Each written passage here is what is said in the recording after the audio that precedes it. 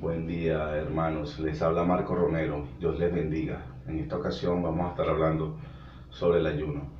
Primero vamos a orar.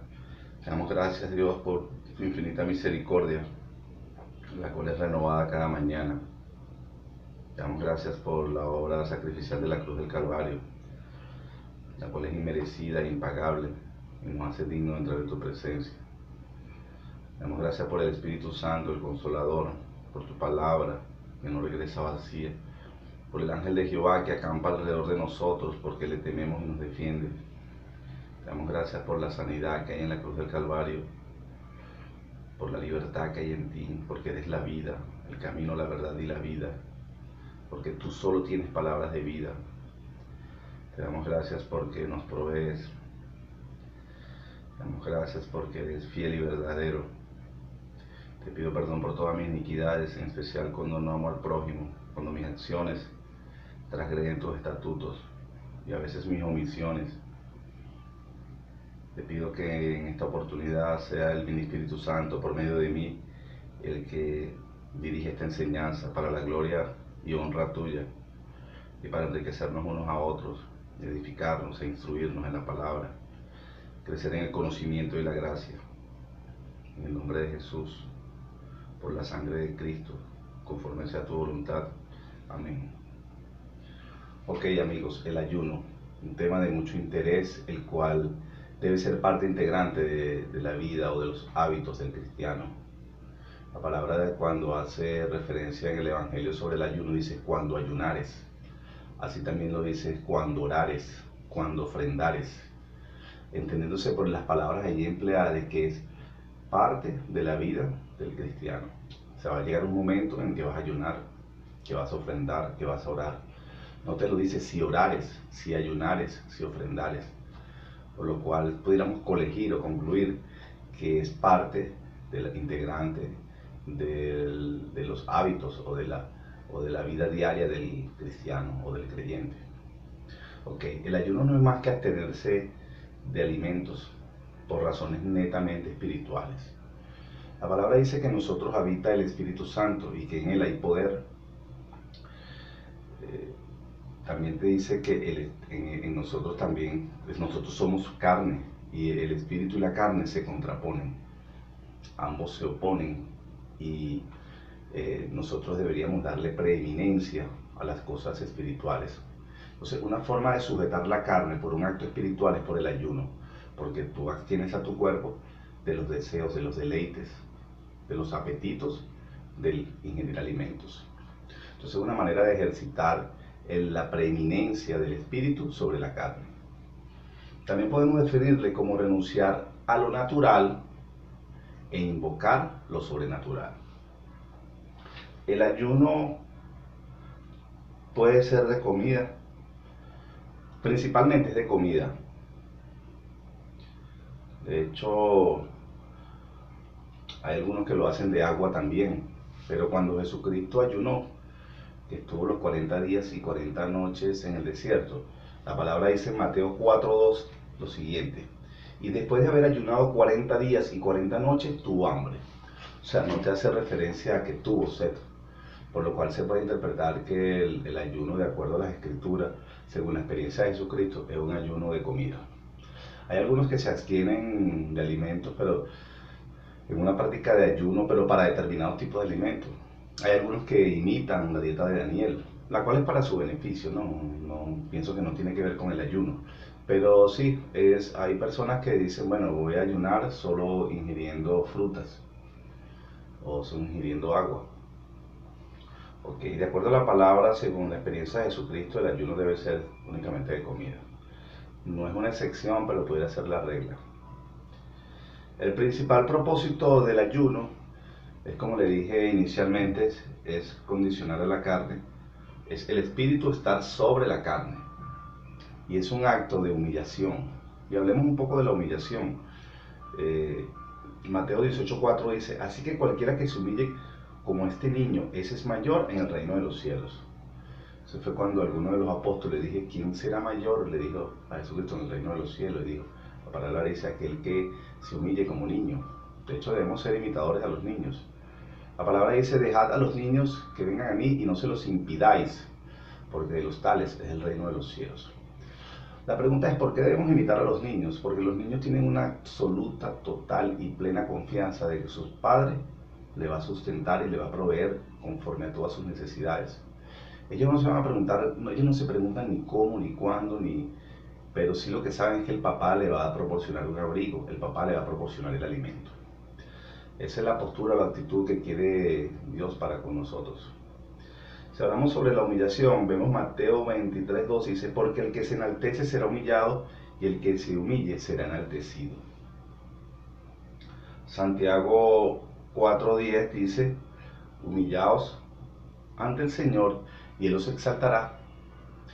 Primera de Pedro 5:6, esa célebre cita que dice, humillaos pues bajo la mano poderosa de Dios y Él os exaltará cuando fuere el tiempo de Dios. Es importante tener en cuenta que en la medida en que ejercitamos más la paciencia, acortamos más los tiempos de Dios, porque la impaciencia no le agrada a Dios. Cuando hay paciencia, más está cercano el tiempo de Dios. La palabra dice que lo que para Él son 1000 años puede ser un día y viceversa. Okay, hay un pasaje que te habla literalmente de que el ayuno representa una humillación ante Dios. Y el Salmo 35:13 dice, pero yo cuando ellos enfermaron, me vestí de cilicio, humillé mi alma con ayuno. Aquí vamos a ver algunos testimonios en la Biblia de humillación ante Dios por medio del ayuno. Y vemos la historia de Esdras, en la cual él señala, vamos a leer Esdras 8:21-23, y dice, y publiqué ayuno allí junto al río Abá, para afligirnos delante de nuestro Dios, para solicitar de él camino derecho para nosotros y para nuestros niños, y para todos nuestros bienes, porque tuve vergüenza de pedir al rey tropa y gente de a caballo, para que nos defendiesen del enemigo en el camino, porque habíamos hablado al rey diciendo, la mano de Dios es para bien sobre todos los que le buscan, mas su poder y su furor contra todos los que le abandonan. Ayunamos pues y pedimos a nuestro Dios sobre esto, y él no fue propicio. Sí, Esdras no quiso acudir ante el rey, porque sería contradictorio sus creencias, pues. Él hablaba de que tenía un Dios que iba más allá sobre las cosas terrenales. Y es por eso que simplemente convocó el ayuno y simplemente pudieron atravesar ese camino sin ninguna dificultad. Aquí otro testimonio es cuando el rey Josafat convocó un ayuno en la época de Judá. Está en Segunda Crónicas 20 del 1 al 3 y él dice, pasadas estas aconteció que los hijos de Moab y Amón y con ellos otros de los amonitas vinieron contra Josafat a la guerra, y acudieron algunos y dieron aviso a Josafat diciendo, contra ti viene una gran multitud del otro lado del mar y de Siria, y aquí están en Hasezón Tamar, que es en Gadí. Entonces él tuvo temor y Josafat humilló su rostro para consultar a Jehová e hizo pregonar ayuno a todo Judá. En aquellos tiempos los reyes establecían mediante un edicto un ayuno general, y la gente era temerosa de Dios y cumplía, y Dios se glorificaba, y tal como ocurrió en ese caso. ¿Y qué pasó aquí? Que el enemigo, los amonitas y los moabitas, terminaron matándose unos a otros. Ok, veamos ahora el ayuno en la vida de Jesús. Antes que Jesús comenzara su ministerio, ocurrieron dos experiencias importantes por las cuales atravesó. Una fue que el Espíritu Santo desciende sobre él en forma de paloma en el Jordán con Juan el Bautista, y la otra es el ayuno en el desierto, donde él ayuna 40 días y 40 noches. Ahora veamos aquí cómo fue la manifestación del Espíritu Santo en esos dos episodios. Cuando recibió el Espíritu Santo, el cual descendió en forma de paloma, la palabra dice, fue lleno del Espíritu Santo. Lucas 4:1 al 2 dice, Jesús, lleno del Espíritu Santo, volvió del Jordán y fue llevado por el Espíritu al desierto. Dice, fue lleno del Espíritu Santo. Luego dice que cuando Jesús regresó del desierto, luego de haber ayunado 40 días y 40 noches, regresó en el poder del Espíritu. Entonces son dos cosas diferentes. Una cosa es ser lleno del Espíritu y otra en el poder del Espíritu. Claro, el Espíritu Santo en sí representa poder, pero en este caso lo que te quiere dar a entender a la palabra es que con el ayuno, activamos el poder del Espíritu Santo. Veamos a Lucas 4:14, dice: y Jesús volvió en el poder del Espíritu a Galilea, y se difundió su fama por toda la tierra de alrededor. El ayuno también es un arma contra el que está vencido. A pesar de que no está consagrado en Efesios 6, donde está la armadura de Dios, la palabra aquí lo dice en Mateo 17, que con oración y ayuno es que se combaten al que ya está vencido. Recuerden ese famoso pasaje en el cual los discípulos no pudieron liberar a la persona que estaba poseída por un demonio, y vino Jesús y le dijo que simplemente que hasta cuándo iba a estar con ellos, incrédulos, y simplemente manifiesta que ese género no sale, lo dice así literalmente, sino con oración y ayuno, de lo cual ahí se infiere que con la oración, que es una armadura, que es una oración en el Espíritu, que es parte de la armadura de Dios, y el ayuno, que es una forma de activar el poder del Espíritu, podemos contender al que está vencido y lograr un resultado favorable. Por medio del ayuno logramos la manifestación del Espíritu Santo. Aquí vemos en Hechos 13:1-4, cuando y así reza: había entonces en la iglesia que estaba en Antioquía profetas y maestros, Bernabé, Simón el que se llamaba Niger, Lucio de Cirene, Manaén, el que se había criado junto con Herodes el tetrarca, y Saulo. Ministrando estos al Señor y ayunando, dijo el Espíritu Santo: apartadme a Bernabé y a Saulo para la obra que los he llamado. Entonces, habiendo ayunado y orado, les impusieron las manos y lo despidieron. Ellos entonces, enviados por el Espíritu Santo, descendieron a Seleucia y de allí navegaron a Chipre.